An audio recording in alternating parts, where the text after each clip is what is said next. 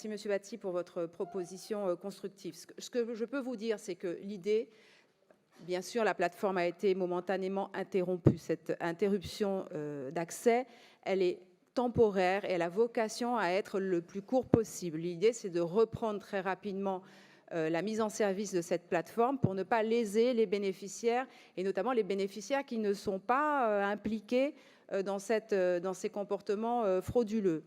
J'entends les autres interventions. Je veux quand même rappeler qu'en commission thématique, la semaine dernière, il y a à peine une semaine, on nous demandait, on nous pressait de fermer séance tenante cette plateforme pour empêcher la fraude de prospérer. Et j'ai entendu cet argument, raison pour laquelle, effectivement, d'ailleurs, on interrompt les choses sans léser les bénéficiaires dont les dossiers sont réguliers et vérifiés.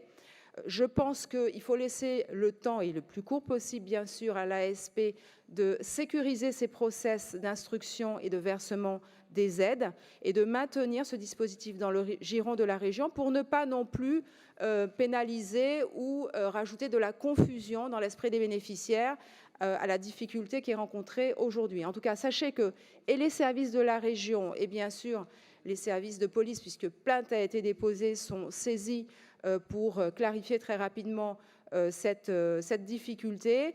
Et notre objectif, c'est de remettre en service le plus rapidement possible cette plateforme qui a fait ses preuves et qui permet d'aider de nombreux franciliens à construire un parcours de formation sur mesure.